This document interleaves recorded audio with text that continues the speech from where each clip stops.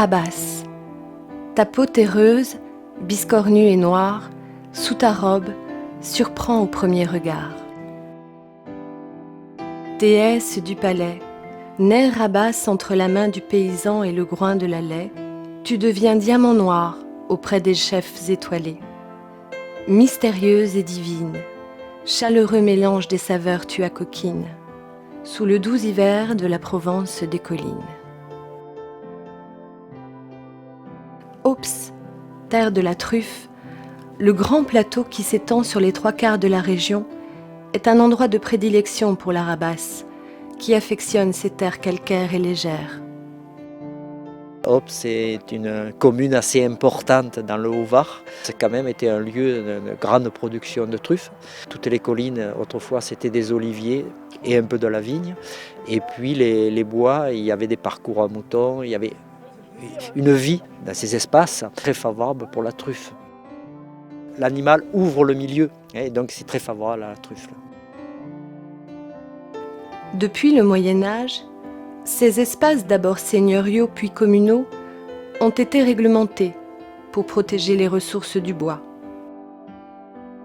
Au sein de ce milieu sauvage non cultivé qui entoure le village, se côtoyaient bûcherons, charbonniers, coupeurs de lavande et de buis, bergers et bien sûr rabassiers, un personnage souvent envié. Je crois que j'ai mis beaucoup de gens en éveil par jalousie ou par méchanceté. Ils me voyaient passer dans un village, tout le monde disait que j'allais voler les truffes. Je ne volais rien du tout, elles se pourrissaient depuis des années. Au départ, c'était des gens de la terre, des passionnés, c'était de ce milieu-là. Il y avait peut-être un rabassier ou deux rabassiers par village. Les paysans mangeaient des truffes parce qu'ils n'avaient que ça. Le commun des mortels ne mangeait pas de truffes, donc la trufficulture était peu développée commercialement. Les gens n'avaient pas cette chose de dire on va aller aux truffes pour les porter au marché pour les vendre.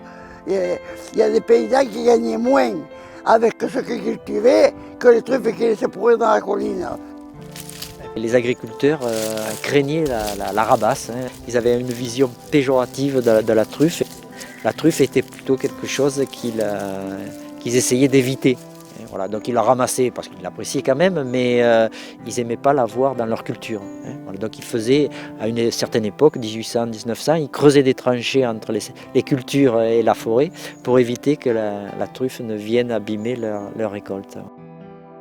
L'engouement pour la truffe s'est accru avec le profit que l'on pouvait en espérer. Rapidement, certains paysans ont su s'approprier son commerce pour ne vivre que d'elle. Il y a quelques anciens, puis il y a quelques anciens jeunes comme moi il y en a une poignée, qui sont de l'ancienne école. On a appris ça, c'est notre métier. Moi j'ai fait ça toute ma vie et j'ai vécu que de ça. Toujours dans la trufficulture et toujours dans la recherche pour vivre de cette nature. C'est très difficile de vivre dans la nature, dans un bois. C'est très difficile. Dans notre époque, quelqu'un est-ce qui pourrait rentrer dans un bois pour vivre dans la nature? Et c'est pour ça qu'il y avait des gens comme moi qui vivaient que de ça. Vivre de la truffe, le rêve de tout trufficulteur. Alors, chacun s'essaye rabassier. À Ops, son commerce, organisé autour d'un marché réservé exclusivement aux courtiers, voit se rassembler rabassiers amateurs et professionnels.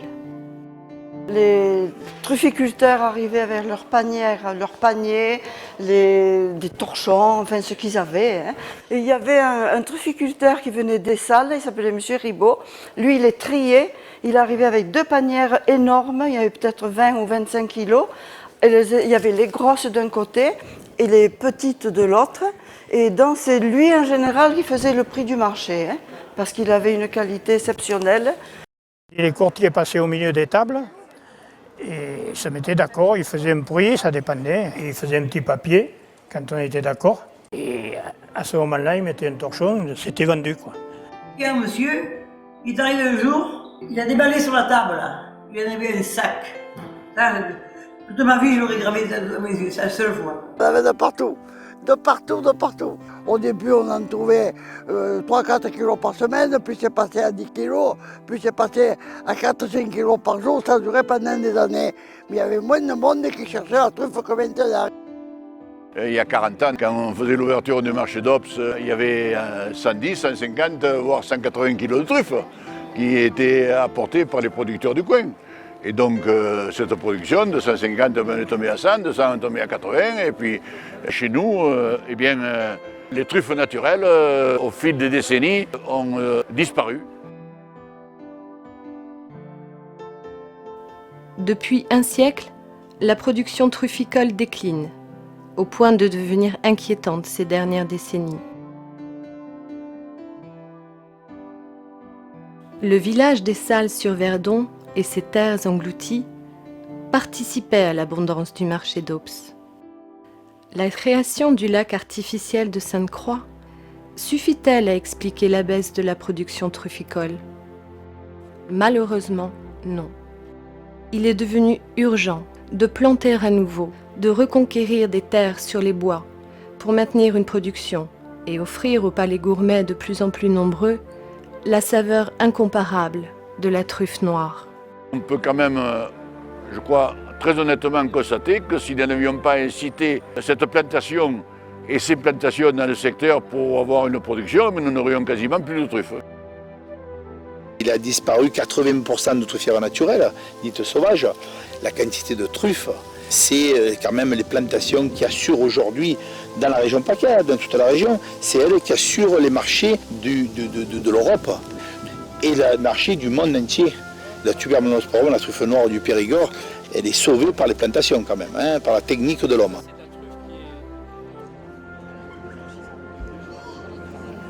Mystérieuse truffe, vénérée par les uns, convoitée par les autres, n'en finit pas d'attiser les passions, d'affrioler les gourmands, pour le plus grand bonheur des rabassiers, toujours à la recherche d'émotions et de sensations.